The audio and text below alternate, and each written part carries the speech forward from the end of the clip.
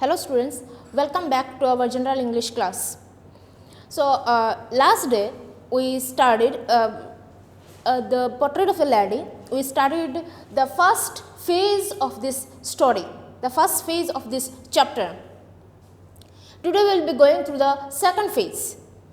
Last day what we have got to know about the grandmother, about the author, about the friendship between the grandmother and the author.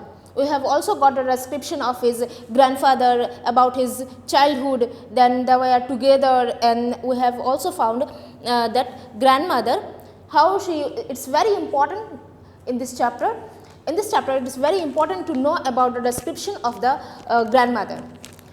Here the grandmother, we know that she was old, she was fat, she is short, she was having wrinkle all over her face. She was also having silver white hair, she was little bent, she was a very pure soul and very religious. What we have found, that she used to carry a bead of flowers over her in her hand, and she used to continue pray to God. She used to remain busy in prayer. Then we have found that she had taken care of the author of Khushwant Singh from his very childhood. She was all there with him from his very beginning of his childhood. She used to take him to the school, she used to stay there inside the temple, read the scriptures, and then together they used to come back to the house, to their home. While coming back to the home, what we have found, that she used to give the some stale chapatis while going to the school, she used to take with her, and while coming back, both of them, they used to give it to the street dogs. Then we have found a turning point in their life. What was the turning point? The turning point is moving from the village to the city is the turning point of the author's life. How it is the turning point? The bond between the grandmother and the author, which was so strong, was becoming little less while coming to the city. Coming back to the city, what was similar? The only thing which was similar was they were sharing the same room. Although they were sharing the same room, the other things were different. He had taken admission in an English medium school. Now, the grandmother doesn't follow him to the school, doesn't take him to the school. She stays inside the house and he goes to the school by motor bus. There were no dogs, and also the dogs were replaced with the sparrows. Now the grandmother, she sit in the courtyard and she feed breadcrumbs to the sparrows. Yes, the grandmother was, what we have found, that the grandmother was very unhappy. What was the thing which was disturbing her very much? That in the new school, in his new English medium school, he was taught music and science. These are the things which was disturbing the grandmother very much. According to her, there must be some religious prayer. There must be some religious prayer included. There must be some religious prayer which should be included in the syllabus. But while taking admission, after taking admission in his new school, what he had learned? He had learned new English words. He had learned Western science and learning, the law of gravity, Archimedes' principle, and the world being round. So he had learned a lot of things after taking admission in his new school. And every day after coming back to the school, when he used to tell all these things, whatever he had learned in the school, when he used to tell all these things to his grandmother, she becomes little more unhappy. Because and when she had learned that his new school also teach music, she was very upset. and she stopped talking with him. Because according to grandmother, music is associated with lewd associations. Music is associated with beggars and harlots. What do you mean by the word harlot then? In a very rough language, harlots are the prostitutes, the women who are included in some very bad job.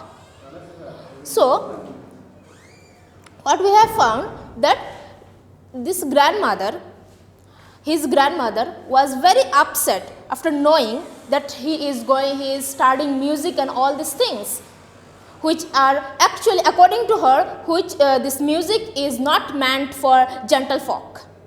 This music is not meant for gentle people.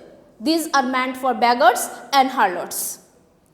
And from the day she came to know about these things, what he is learning, she stopped talking with him. They talk, after that day, they talk very rarely. She almost stopped talking to him. Yeah, we have found, yes, now we have found that in this new school, what he have learned, he had learned some new things. In our village school, he used to only learn the prayers and alphabets.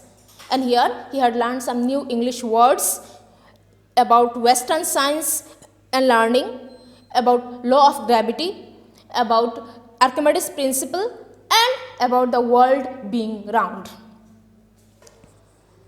So, this is the second phase where we have found that there was a turning point. They shared the same room. He had taken admission in an English medium school. There were no dogs. Dogs were replaced with the sparrows. And he had studied music and science. And grandmother was disturbed with all these things happening to him. Next, after some days went like this. After some few years, he had grown up. He went to the university. And what he is telling, I was given a room of my own. So, when he had taken admission to an university, his room was separated from the grandmother. All these years, from his childhood till now, they shared the same room. They used to stay in the same room. And after taking admission in a university, their rooms were separated. And that separation of rooms has actually snapped the common link of friendship between them. That common link of friendship was taken away when the rooms got separated. The grandmother accepted her seclusion with resignation. The grandmother accepted the fact that now it's over. Their bond has gone forever. She cannot build up the earlier bond which they were sharing. She started some new job. She started to keep herself busy now. She started to keep herself more busy. Earlier she talked less, and now that common link of friendship is snapped because both of their rooms got separated, and she also accepted the fact that nothing can be done now. That's over. She thought that as their rooms got separated, yet they had talked less earlier, but they were staying in the same room. But now, when the room got separated, that link of friendship is also going to over forever. So she started some new job, and that job is spinning wheel. From morning till evening, from sunrise till sunset, she keeps herself almost busy in spinning the wheel. What is spinning wheel then? Have you seen Mahatma Gandhi's charka? We all know this. We know that he used to spin that thread. That that is called spinning wheel, which we just which is the wheel that revolves and goes with thread and all these things. That is spinning wheel. So she started a new job. That new job is spinning the wheel, and as we know that she moves her lips every time. She remains continuously busy in moving her lips in reciting the prayers. So only in the afternoon she relaxed for a while. All throughout the day, from sunrise, from morning till evening, from sunrise to sunset, she keeps herself busy in spinning the wheel. Only in the afternoon, in a day, in 24 hours, only in the afternoon, she relaxed for a while. And that time, she doesn't only relax, she feeds the sparrows. While sitting on the veranda, she break the breadcrumbs and she give these breadcrumbs to the sparrows, to the little birds. Hundreds of birds used to come over the veranda to take her bread, to take the breadcrumbs. As we know that grandmother is very fond of animals and birds. While in the village she used to serve dogs, right? Now here also we have found that she is doing the same job. She is feeding the sparrows now, and now earlier also a huge number of dogs used to come together to get the chapatis. Now hundreds of sparrows, hundreds of birds used to come all together.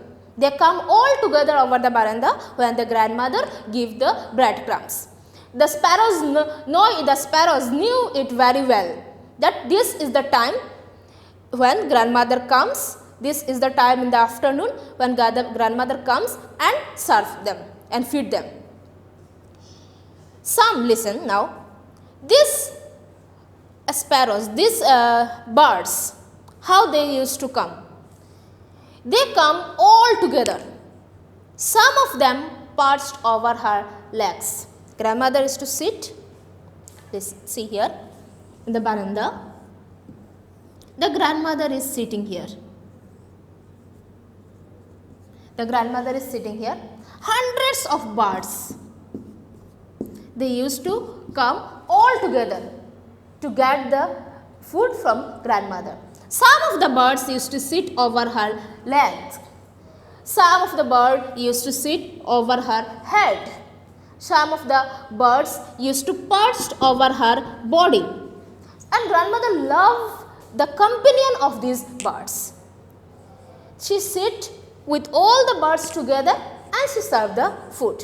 And listen, every afternoon for half an hour, for 30 minutes she used to take relax, and that time she don't only take relax, she don't only feel relaxed, but she feed the sparrows only for 30 minutes, only for half an hour. And that half an hour of a day is the happiest moment of her day. Is the happiest moment of her day, that half an hour serving the. So what we got to know that in this phase he went to the university, their rooms got separated, the common link of friendship is snapped, and grandmother accepted her loneliness. She started to spin the wheel and she started to feed the sparrows. This is going on when he is in the university, when he has taken admission in a university. So after some days, his university life got over. Now he want to do his further studies and he want to go abroad. He want to go out of the country. He want to go outside India. When he had decided to go abroad for further studies, grandmother became little more upset now. Time to time, grandmother is becoming unhappy and she was upset with the decision of the author. And now she was little more upset. She was broken completely when she learned that the author Khushwant Singh has taken decision to go abroad for his further studies. What he is telling? He is going abroad for minimum 5 years. He want to study there for 5 years. Now, here's what he is telling, the way the grandmother is looking now, she is too weak. Now, she is too weak and she talked very less. He was not sure enough that after coming back after 5 years, he would be able to see his grandmother or not. He was actually not sure enough.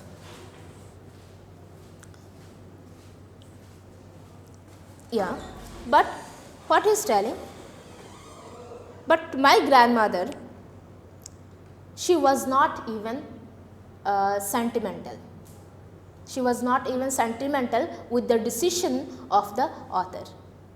Why she was not sentimental then? She was actually not sentimental because she has accepted the fact that this loneliness will be there with her forever. She has lost that bond. When their rooms got separated, she has lost the bond. And now he is grown up. He is a grown up adult now. And after some very few days, he is going abroad and she has accepted everything. She was not even sentimental, she was not even happy, she was not even unhappy, she was not upset, she was not happy, but she accepted, she was not sentimental, she was not even telling why you are going abroad, stay here, you can study here. She did not utter any single word. Now, when the day of his journey came, he went to railway station. He was going to travel by train. Grandmother also followed him to the railway station. Grandmother was the grandmother was not even emotional. She went with him to the railway station. She was standing, looking at him. What he was doing, she was looking everything. She was observing everything. He was bidding goodbye to everyone. All the family members went to the railway station and she was observing everything. He was also looking at his grandmother. Till today, her lips were moving continuously in remembrance of God. She was praying. She was praying with her lips, and also she was also there is a bead which is to remain in her hand every time. She was continuously moving her hands and she was praying to God. She came near to the author. It was the last time the author was in doubt whether he could able to see his grandmother again after coming back from abroad. Because grandmother is very weak now, she is very old now. What we have found that he has told earlier that from the last 20 years she has not grown more older. So it's the time he was in doubt that he will be able to, if he could able to see his grandmother again. He was looking at his grandmother and she came near to him. She silently embraced him and kissed over his forehead. It was the last time. The author is telling that moist imprint is perhaps his last physical contact with his grandmother. Perhaps is the last time he can able to see his grandmother. Perhaps is the last time he could able to feel his grandmother. He could able to feel that bond of friendship, that bond of love they had shared all throughout their life. So, what we have found that this grandmother, who was so in love with her grandchild, with the author, that from the very beginning of his childhood here she has taken care of him, and till now she was hoping to get that bond of friendship from him.